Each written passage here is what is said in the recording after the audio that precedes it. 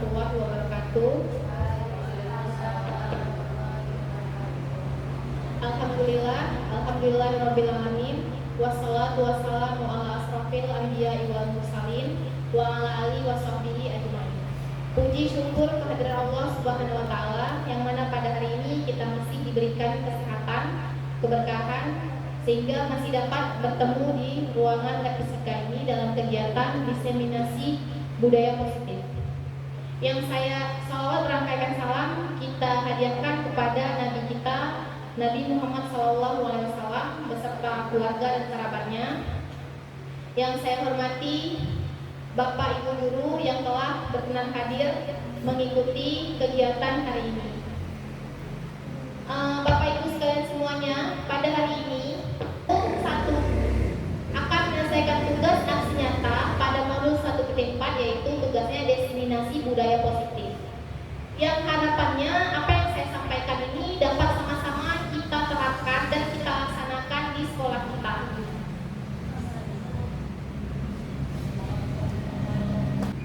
Bapak Ibu sekalian semuanya, sebelum kita melanjutkan kegiatan selanjutnya, saya ingin mengajak Bapak Ibu sekalian semuanya, sebelum kita memulai kegiatan, kita melakukan senyum bersama 30 detik. Ayo kita senyum dulu sama-sama Bapak Ibu. Ya Allah, selesai.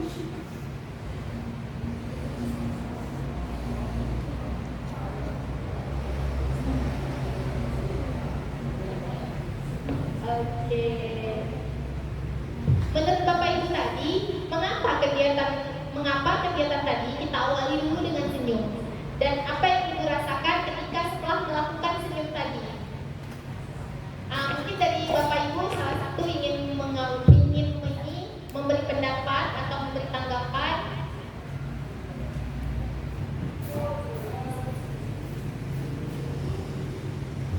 Terima kasih. Jadi setelah melakukan senyum selama 30 detik, yang saya rasakan adalah saya menjadi lebih senang, positif, dan lebih siap dalam menerima ilmu dari Bu Maya. Terima kasih.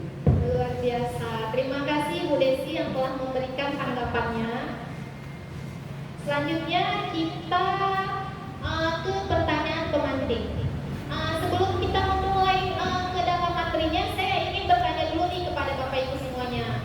Pernahkah Bapak Ibu mendengar tentang budaya positif? Menurut umumnya budaya positif ini sudah biasa kita dengar. Tapi di sini saya ingin meminta pendapat kembali atau tanggapan dari Bapak Ibu yang Bapak Ibu ketahui. Menurut Bapak Ibu, apa sih budaya positif itu?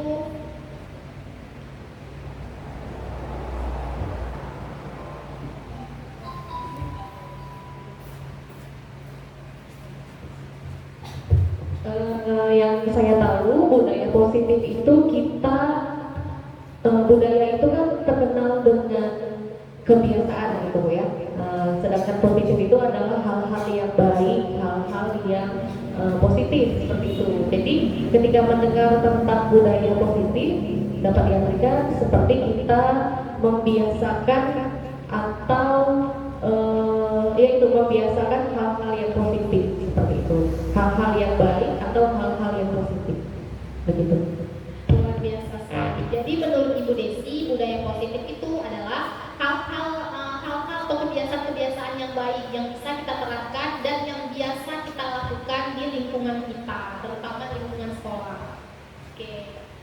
Selanjutnya, jadi seorang guru yang baik harus memiliki kemampuan dalam mewujudkan budaya positif di sekolah.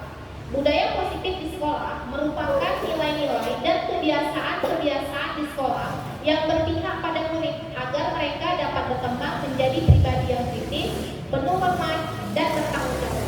Budaya positif tersebut dapat dijalankan dengan menerapkan konsep-konsep ini. Jadi untuk terlaksananya budaya positif di sekolah, ada beberapa penerapan yang harus kita jalankan, Bapak Ibu sekalian semuanya. Yang mana konsep inti dari budaya positif ini ada 7 poin. Yang pertama, perubahan paradigma belajar. Yang kedua, keterkaitan tentang disiplin positif. Yang ketiga, kebutuhan dasar manusia. Selanjutnya, motivasi perilaku manusia, posisi kontrol guru, keyakinan kelas, dan segitiga restitusi.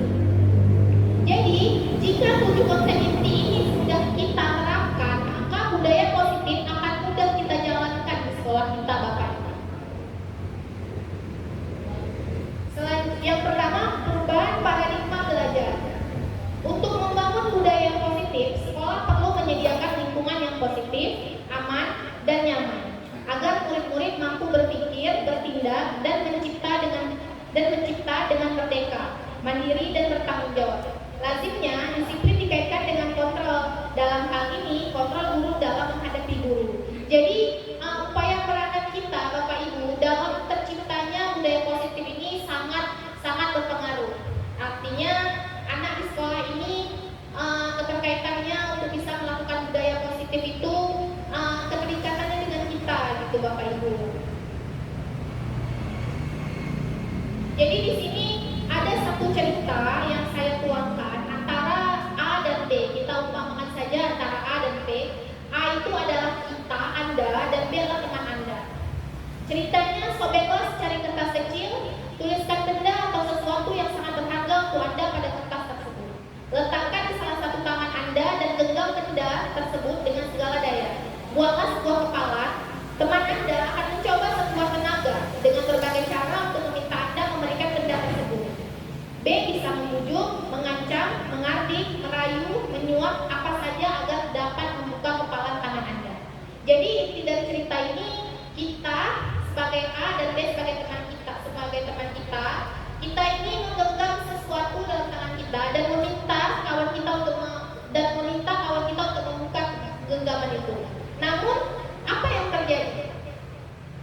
Bisakah Bapak Ibu menyimpulkan dari cerita ini ada beberapa kemungkinan yang akan terjadi dari Ibu Anu?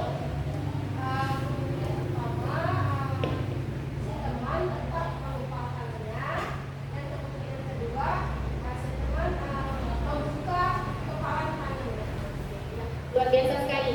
Dari cerita ini Bapak Ibu bisa kita simpulkan teman kita tadi ini upayanya tadi bisa terbuka atau dia tetap menutup kepala tangannya. Kemungkinan yang terjadi ya bersedia membuka atau tetap bertahan dengan genggaman. Jadi kita sendiri yang memegang kontrol atas kepala tangan kita. Apakah kita membuka atau menutup kepala tangan kita? Itu bergantung pada diri kita masing-masing sesuai dengan kebutuhan dasar kita saat itu. Jadi dari cerita ini kita bisa juga menerapkan Bapak Ibu kepada diri kita sendiri. Artinya ketika kita ingin melakukan sesuatu perubahan, itu kembali lagi pada diri kita. Jadi sejauh mana upaya atau peraturan-peraturan telah dibuat, namun ketika diri kita sendiri tidak ingin melakukannya, maka sesuatu semuanya tidak akan terjadi.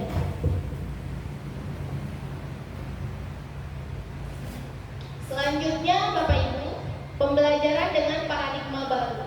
Pembelajaran dengan paradigma baru merupakan pembelajaran yang dirancang berdasarkan prinsip pembelajaran berdiferensiasi, sehingga para peserta didik belajar sesuai dengan kebutuhannya berdasarkan tahap perkembangan sesuai teori psikologi modern untuk mewujudkan profil pelajar Pancasila. Jadi pembelajaran dengan paradigma baru ini yaitu pembelajaran yang berdiferensiasi, yang mana pada pembelajaran diferensiasi ini kita menghasilkan beberapa proses di situ Bapak Ibu. Selanjutnya perubahan paradigma teori kontrol atau ilusi kontrol. Di sini ada beberapa tahapannya, yaitu ilusi guru mengontrol murid, ilusi bahwa kritik dan membuat orang lain merasa bersalah dapat menguatkan karakter. Selanjutnya ilusi bahwa semua penguatan positif, efektif, dan bermanfaat. Terus selanjutnya ilusi bahwa orang dewasa memiliki hak untuk memaksa. Selanjutnya ada perubahan paradigma stimulus respon teori kontrol. Siapa sesungguhnya yang memiliki teori kontrol? Jadi adanya stimulus respon dan adanya teori kontrolnya. Jadi ketika stimulus responnya kita mencoba mengubah orang agar Namun di sini teori kontrolnya kita berusaha memahami pandangan orang lain tentang dunia. Jadi antara stimulus dengan teori ini ikatannya seperti ini. Jadi banyak juga beberapa dari mulai perilaku buruk, orang lain bisa mengontrol saya juga bisa mengontrol orang lain, pemaksaan pada saat bukan gagal, dan model berpikir menang atau kalah. Selanjutnya pada tahapan disiplin positif. Pada tahapan disiplin positif ini, nilai-nilai kebajikan yang ingin dicapai oleh setiap anak di Indonesia kita kenal dengan profil pelajar Pancasila. Jadi dalam profil pelajar Pancasila ada 6 nilai-nilai kebajikan, yaitu mandiri, bernalar kritis, beriman bertakwa, berkebinekaan global, bergotong royong, dan kreatif. Dari 6 nilai-nilai kebajikan ini, di dalamnya juga banyak Bapak Ibu terdapat dimensi-dimensinya yang kita ketahui. Selanjutnya tentang kebutuhan dasar manusia. Kebutuhan dasar manusia adalah segala sesuatu yang kita lakukan untuk mendapatkan apa yang kita inginkan. Seluruh tindakan yang kita lakukan memiliki tujuan tertentu dan semua usaha terbaik yang kita lakukan adalah dalam rangka agar kebutuhan dasar kita terpenuhi dengan baik. Jadi ini adalah 5 kebutuhan dasar manusia. Yang pertama, bertahan hidup, kasih sayang dan rasa diterima, penguasaan, kebebasan, dan kesenangan. Selanjutnya Bapak Ibu, sebelum kita melanjutkan ke poin yang selanjutnya, saya ingin mengajak Bapak Ibu semua untuk melakukan ice breaking. Jadi biar di destinasi hari ini kita agak santai Bapak Ibu. Semuanya Bapak Ibu silakan berdiri.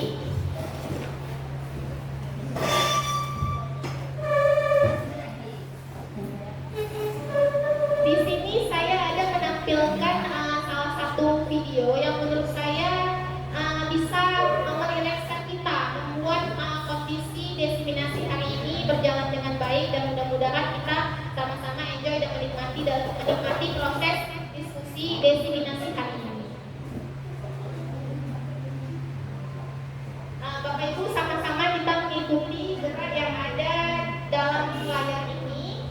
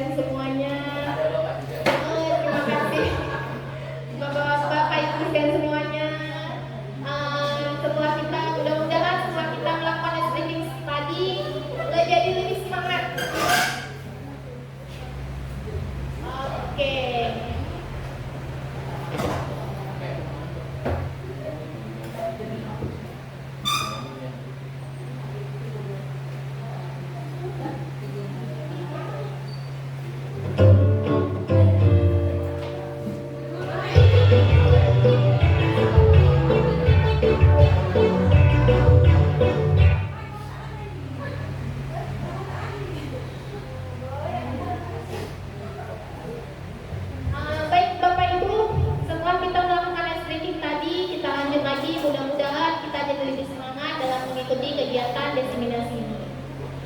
Selanjutnya kita masuk ke dalam poin motivasi perilaku manusia.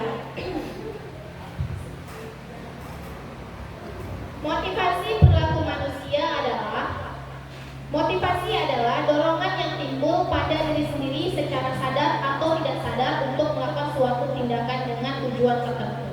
Jadi motivasi perilaku manusia ini kaitannya sangat erat dengan diri kita, Bapak Ibu. Pada artian motivasi ini, ketika dalam keadaan sadar tidak sadar, ketika sadar berarti bisa jadi optimis, namun ketika tidak sadar bisa jadi ambisius. Makanya itu di sini motivasi adalah dorongan yang timbul pada diri seseorang secara sadar atau tidak sadar untuk melakukan sesuatu tindakan dengan tujuan tertentu.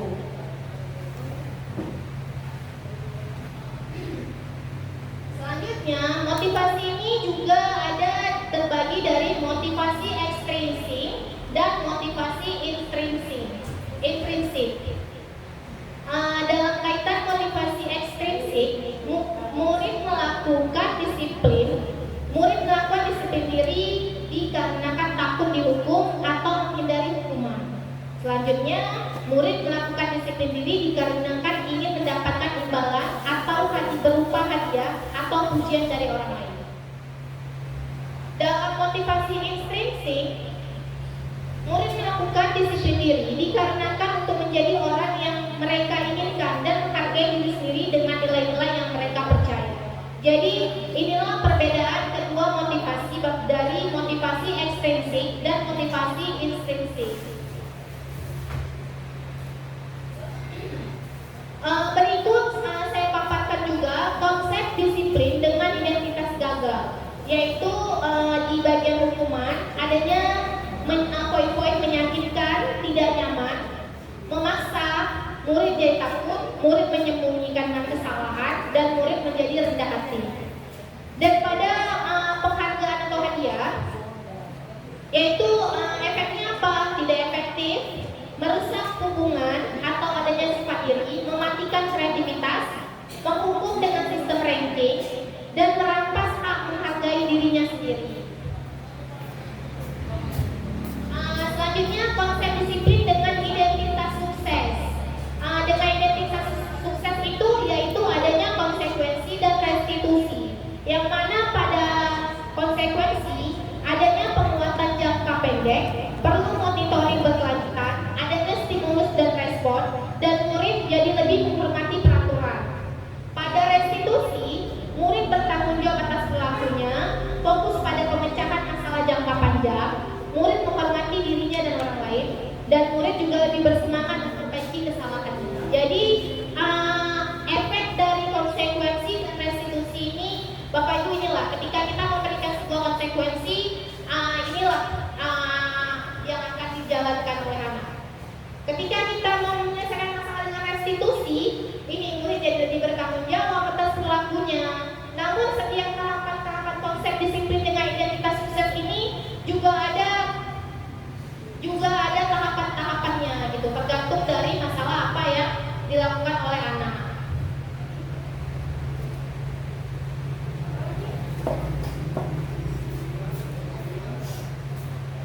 Bentar ya, ya, kasih ya.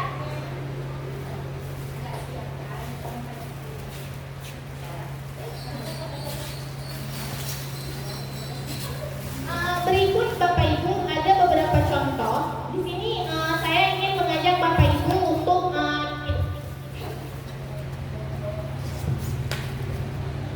di sini Bapak Ibu ada beberapa contoh kasus.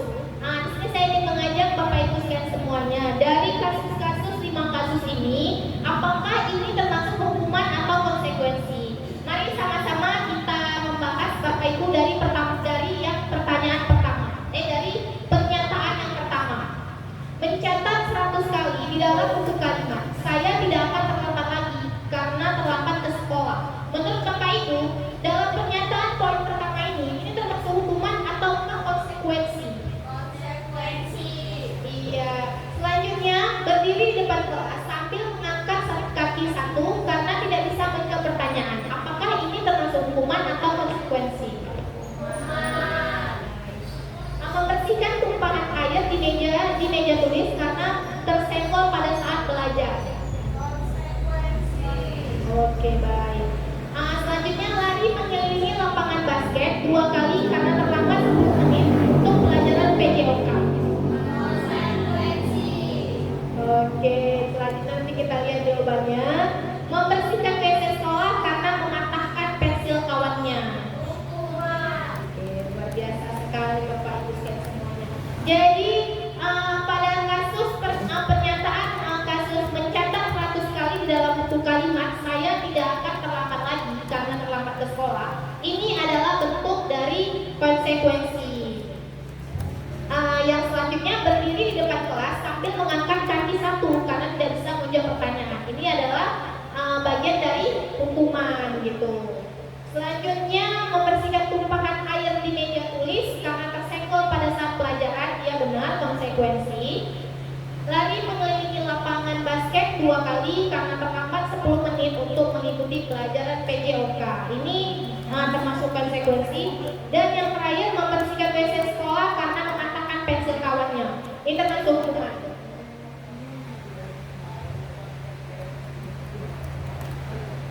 Selanjutnya kita masuk dalam poin posisi kontrol guru. Bapak Ibu sekalian semuanya, kita ada 5 posisi kontrol. Jadi apakah kita sebagai manajer, penghukum, pembuat merasa bersalah, sebagai teman, sebagai pemantau, sebagai manajer. Jadi ada 5 dalam kita menetapkan posisi kontrol diri kita dalam menyelesaikan masalah yang dihadapi oleh anak. Selanjutnya Bapak Ibu, saya akan memberikan satu video yang dimana dalam video tersebut ada mencakup 5 posisi kontrol guru, baik di situ sebagai penghukum, pembuat merasa bersalah, teman, pemantau ataupun manajer. Mari sama-sama kita lihat dulu videonya.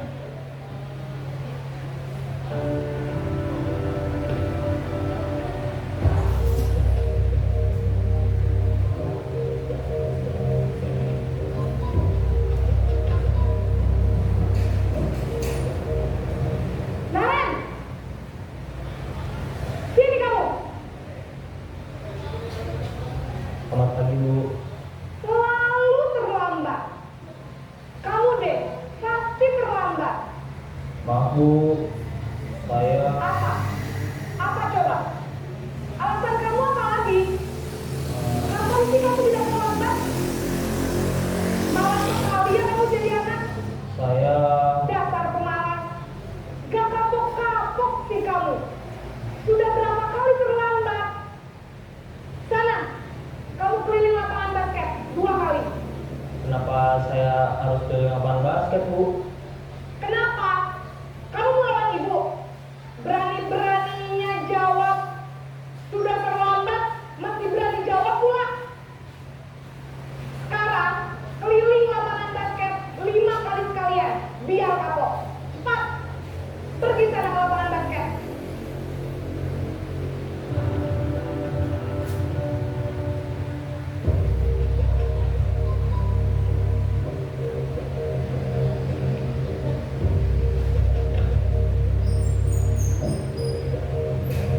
Naren!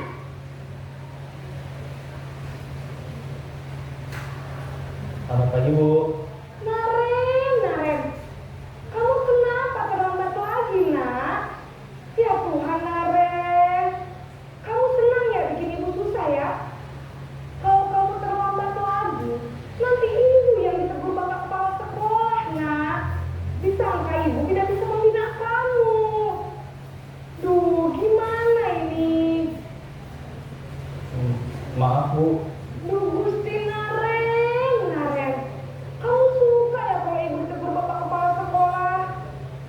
Terus, sekarang ibu harus tulis apa yang di buku absen? Ini kamu sudah sering terlambat loh. Ibu harus apa coba? Maaf, Bu. Maaf sekali. Ya sudah, lain kali jangan bikin ibu susah lagi ya nak ya. Ibu tidak akan kuat lagi kalau kamu begini terus. Bisa jantungan kalau ibu tegur bapak kepala sekolah. Sana cepat kelas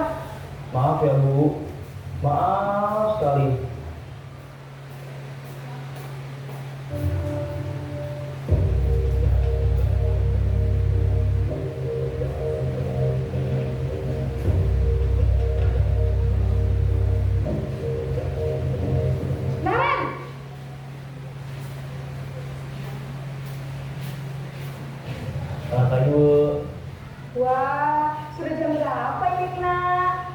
Terlambat lagi ya sayang. Iya Bu, habis ibu saya lupa bangunkan saya Bu. Kamu malah menyalahkan ibu kamu. Kamu bukannya anak yang larinya paling kencang. Kok terlambat sih? Iya Bu, saya memang terlambat bangun tadi. Jadi biarpun saya lari kencang, tetap gak kekejar Bu. Ya sudah sana. Nanti lain kali larinya lebih kencang lagi ya. Biar gak terlambat lagi. Bikin senang ibu. Demi ibu. Bisa kan? Bisa lah Bu. Ya sudah sana masuk kelas. Ibu beresin urusan absen kamu. Kamu ini ada-ada saja.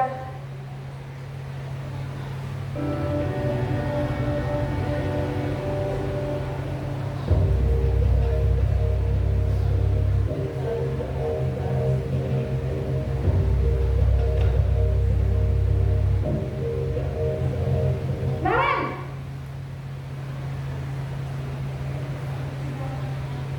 Selamat pagi Bu. Naren, apa peraturan sekolah kita tentang jam berapa kita harus masuk sekolah, nak? Kita harus di sekolah jam 7 Bu. Iya betul, sekarang sudah jam 7.20. Naren sudah tahu konsekuensinya jika terlambat hadir.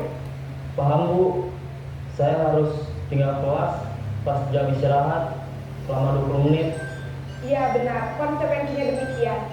Jadi nanti jam 9.30 pas istirahat, kamu harus tinggal di kelas, kerjakan tugas tambahan untuk ketertinggalan kamu, ya? Baik Bu.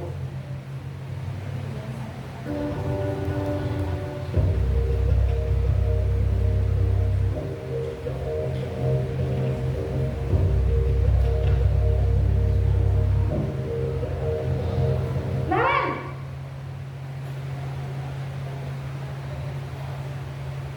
Selamat pagi Bu. Selamat pagi Naren.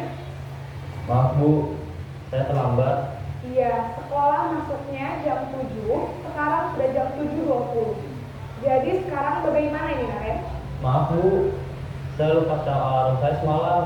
Baiklah, menurut kamu, keyakinan sekolah yang mana yang perlu kamu tingkatkan? Menghargai diri sendiri dan orang lain mungkin ya Bu. Setuju. Jadi, apakah Naren meyakini prinsip saling menghormati tersebut? Iya Bu, saya meyakininya. Apakah Naren bersedia memperbaiki masalah keterlambatan ini? Bersedia Bu. Bagaimana kamu akan perbaiki masalah keterlambatan ini? Saya akan coba untuk tidak lupa menyetel alarm saya Bu. Baik, kalau Naren lupa menyetel alarm di rumah, ada orang yang kira-kira bisa bantu mengingatkan tidak? Ada Bu, kakak saya, Kak Emma. Ada lagi selain Kak Emma? Selain Kak Emma, ada ibu saya. Baik, jadi yang mengingatkan Naren adalah Kak Emma dan ibu kamu ya? Kira-kira akan mulai setel alarm kapan nih Naren? Setelah pulang sekolah, akan segera saya lakukan.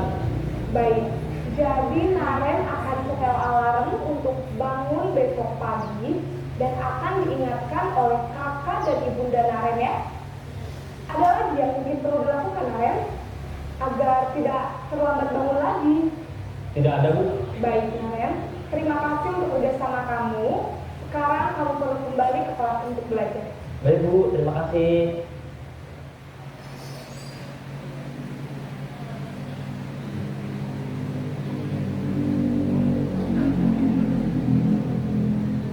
Baik, Bapak Ibu.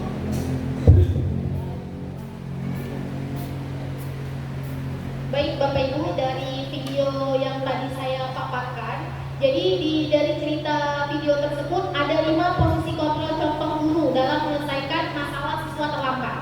Yang pertama sebagai penghukum, di mana yang pertama sebagai pembuat rasa bersalah, yang kedua sebagai penghukum, teman, pemantau, dan yang terakhir sebagai manajer. Di mana posisi 5 posisi ini akan berdampak dengan siswanya gitu. Jadi kesuksesan dalam menyelesaikan masalah ini disinilah Bapak Ibu saya semua pada posisi kontrol guru. Selanjutnya ke dalam keyakinan kelas.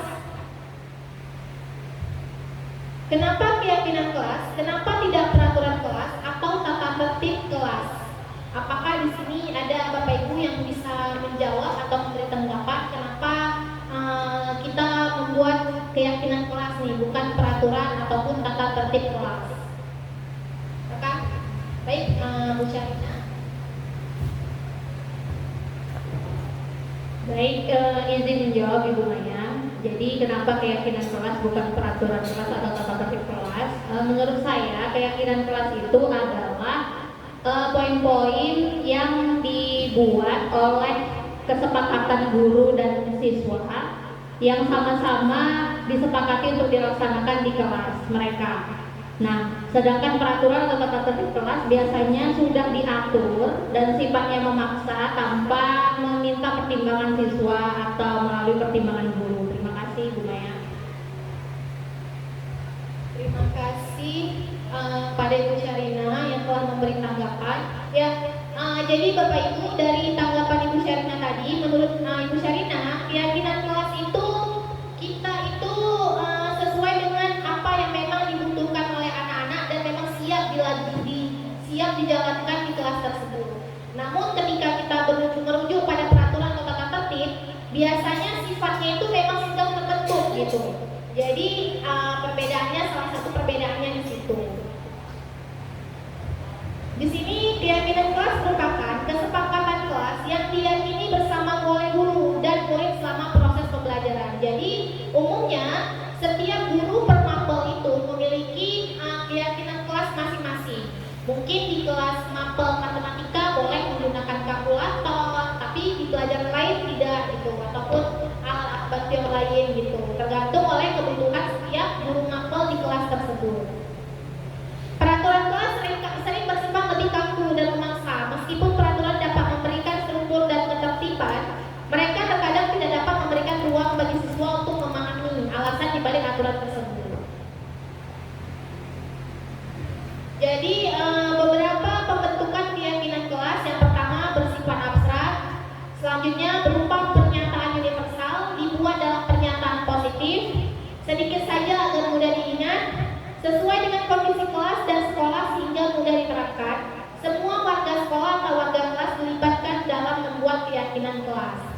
Jadi salah satu juga pembeda keyakinan kelas ini, dia tidak terlalu banyak item-itemnya, yang penting tepat dan tidak ada pemaksaannya gitu. Semua keyakinan kelas itu disepakati oleh tim dalam kelas. Ini salah satu contoh Bapak Ibu dari peraturan dan keyakinan kelas. Kalau peraturannya tentang selalu kembalikan buku ke tempatnya. Jadi kita bicara tentang keyakinan kelas, di sini kita bicara tentang tanggung jawab. Juga selanjutnya seperti dilarang mengganggu orang lain. Di sini kita ambil keyakinan kelasnya itu tentang menghormati orang lain. Jadi dalam konteks menghormati orang lain ini sudah ada tentang dilarang mengganggu, dilarang hadir di sekolah 15 menit sebelum pembelajaran dimulai, juga bergantian dan menunggu giliran. Itu kan juga contoh-contoh dari menghormati orang lain gitu. Jadi tentang keyakinan kelas ini dia cukup satu kalimat tapi dapat mengartikan beberapa peraturan gitu. Ini contoh salah satu keyakinan kelas yang saya lakukan ketika bimbingan di kelas 10.1. Jadi sebelum kami melakukan layanan bimbingan kelas sekali kelas, saya telah melakukan kesepakatan atau keyakinan kelas yang mana masuk kelas tepat waktu, melaksanakan piket kelas, menjaga kebersihan lingkungan sekolah,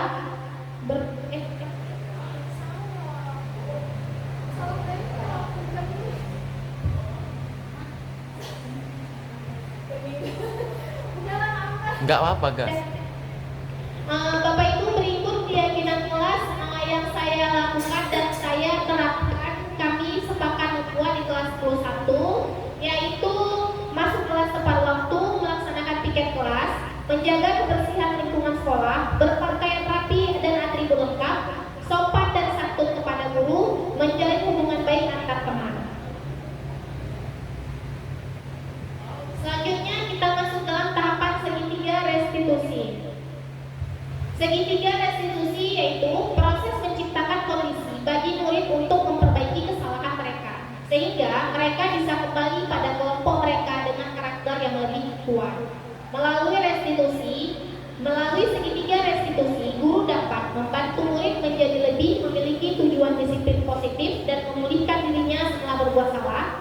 Yang selanjutnya membantu murid untuk jujur pada diri sendiri dan mengevaluasi dampak dari kesalahan yang dilakukan. Selanjutnya memberikan penawaran bukan paksaan. Jadi dalam tahapan segitiga restitusi ini Bapak Ibu ada beberapa tahapannya. Yang pertama tentang validasi kebutuhan.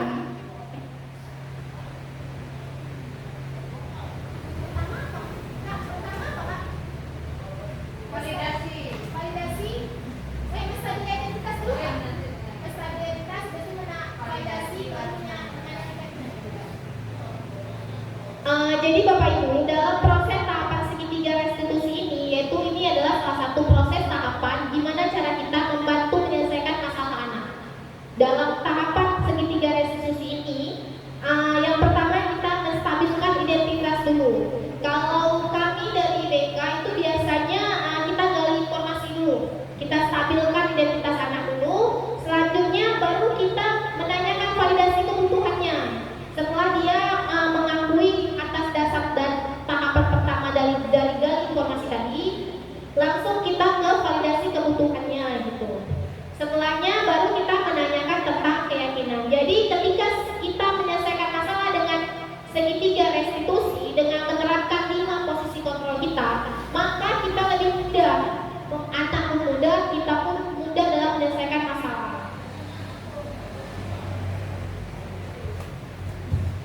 Tahapan segitiga restitusi. Yang pertama adalah menstabilkan identitas. Jadi ada beberapa kata-kata yang mungkin bisa digunakan, seperti contohnya berbuat salah itu wajar, tidak ada manusia yang sempurna, tidak, ibu dan bapak juga pernah melakukan itu. Ibu bapak tidak mau mencari siapa yang salah, tapi ibu bapak ingin mencari solusi dari permasalahan ini. Kami berhak merasa begitu. Jadi dalam tahapan poin pertama dalam menstabil identitas, jadi sebelum kita dalam upaya kita menggali informasi siswa tersebut agar dia juga lebih mudah komunikasi dengan kita, adanya bahasa-bahasa kalimat-kalimat afirmasi yang bisa kita gunakan dalam tahap awal. Juga banyak beberapa contoh yang bisa kita gunakan lainnya. Selanjutnya dalam poin kedua yaitu validasi tindakan yang salah. Ada beberapa kalimat yang bisa kita gunakan. Kamu pasti punya alasan mengapa melakukan hal itu. Padahal kamu bisa melakukan yang lebih buruk dari ini ya. Kamu patut bangga karena telah melindungi sesuatu yang penting buatmu. Selanjutnya, kamu melakukan karena mempertahankan sesuatu yang penting bagimu. Yang ketiga, menanyakan tentang keyakinan kelas. Apa keyakinan kelas kita, nilai-nilai apa yang telah disepakati bersama, seperti apa gambaran sebuah kelas yang ideal menurut kamu. Kamu ingin menjadi orang yang seperti apa. Jadi dalam tahapan keyakinan kelas ini ketika anak artinya dalam segitiga restitusi ini Bapak Ibu sekalian semuanya, peran kita sebagai guru ini hanya memainkan peran sebagai posisi 5 kontrol. Posisi 5 kontrol posisi guru. Namun yang menyelesaikan dan mengakui semuanya itu anak. Jadi posisi kita hanya sebagai fasilitator mendampingi anak. Mendampingi anak tadi gimana cara dari mulai dia melakukan kesalahan dan solusi apa yang bisa dia ambil dan keyakinan kelas apa yang bisa disepakati kembali gitu. Berikut Bapak Ibu, saya ada contoh penerapan segitiga restitusi yang telah saya jalankan di sekolah. Jadi sedikit saya ceritakan dulu yang saya lakukan yaitu kasus terlambat datang ke sekolah seperti video yang tadi saya paparkan. Di sini saya membuat video tentang segitiga restitusi yaitu tentang terlambat datang ke sekolah.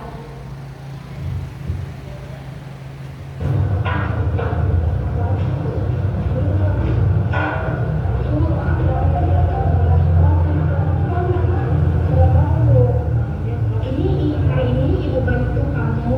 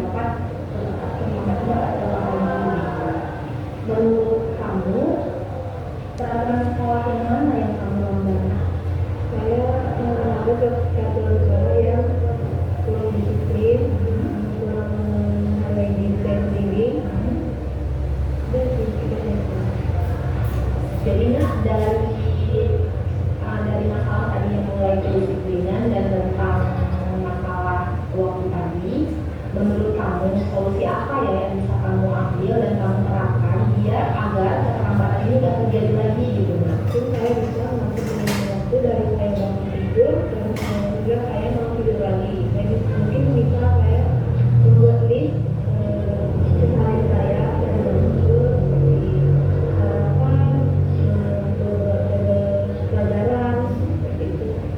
Luar biasa sekali ya solusinya. Baik, mudah-mudahan solusi hari ini dapat kamu terapkan. Ibu harapkan kejadian keterlambatan hari ini tidak terjadi lagi ya. Oke, Bu.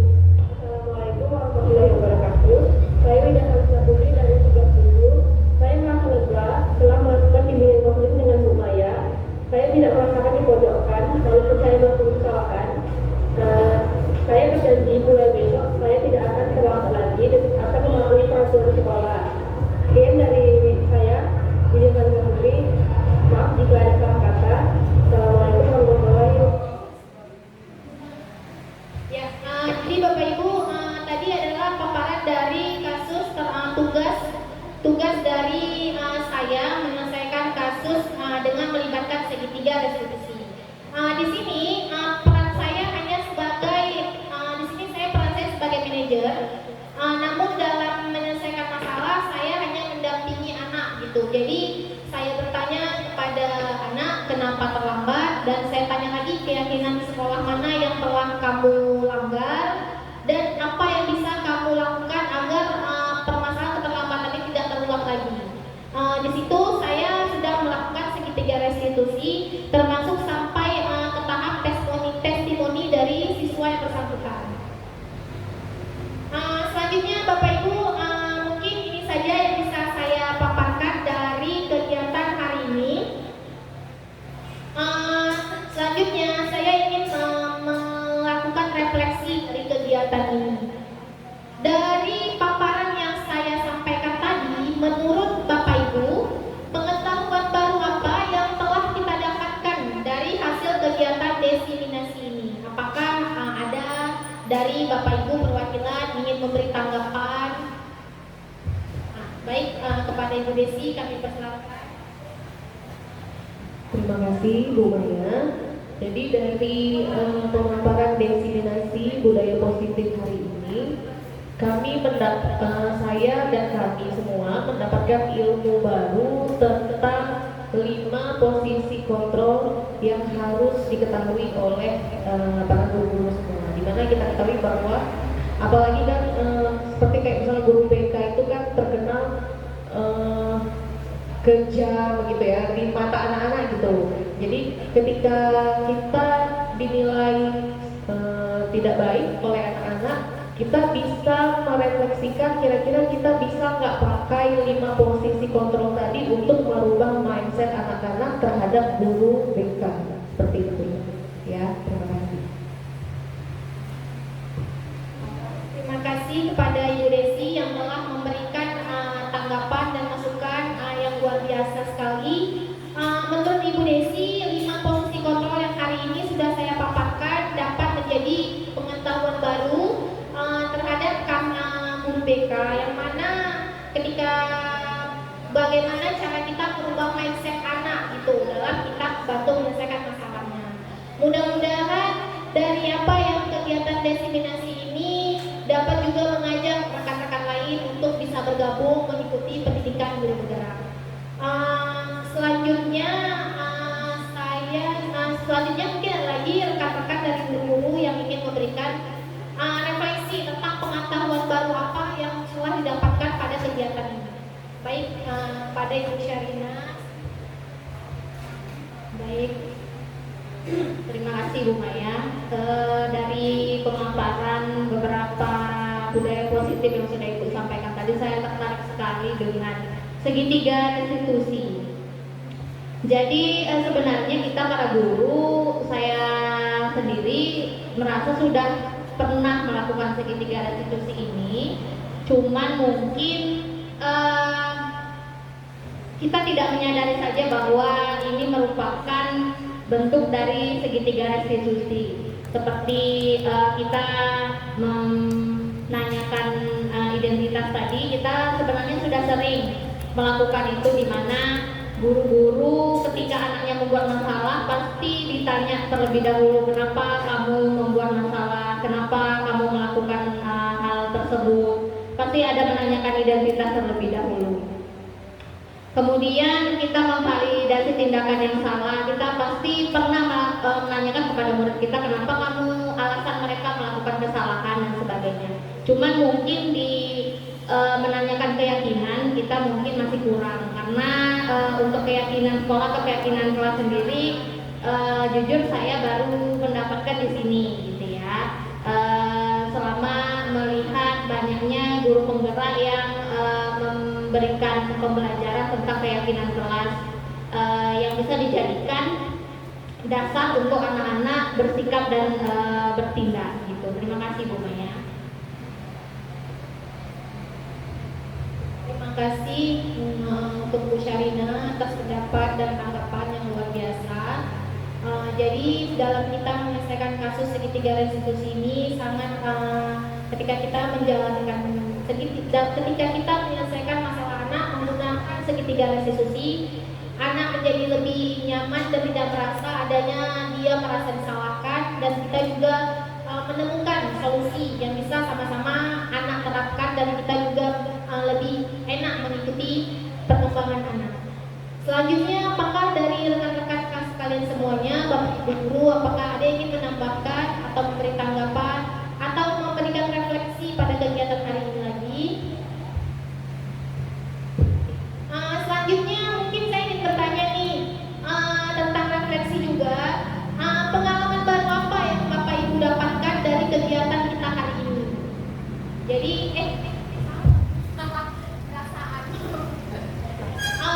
selanjutnya Bapak Ibu saya ingin bertanya lagi nih mengenai refleksi dari kegiatan akhir, yaitu saya mau nanya nih gimana perasaan Bapak Ibu ketika mengikuti kegiatan desiminasi hari ini? Bagaimana perasaan Bapak Ibu setelah mengikuti kegiatan desiminasi hari ini? Mungkin ada dari Bapak Ibu yang ingin mewakili atau mengungkapkan pendapat tanggapannya.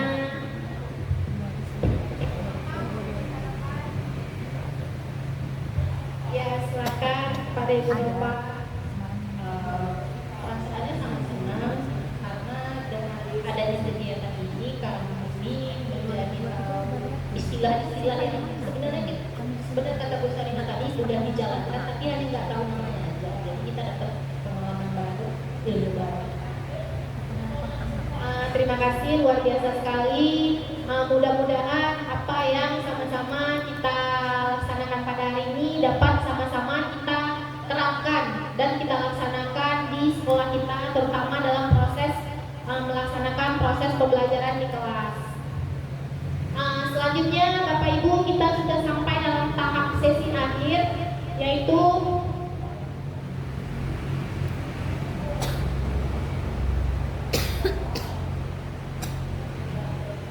Bapak Ibu, sudah sampai kita dalam tahap akhir pertemuan desiminasi kegiatan saya hari ini. Saya ucapkan terima kasih kepada Bapak Ibu yang telah berkenan meluangkan waktu untuk mengikuti kegiatan hari ini membersamai saya. Selanjutnya saya ingin memohon maaf jika dalam penyampaian ada ucapan atau kata-kata yang tidak berkenan atau ada salah kata. Saya mohon maaf. Saya akhiri, wabillahi taufiq wal hidayah. Assalamualaikum warahmatullahi wabarakatuh.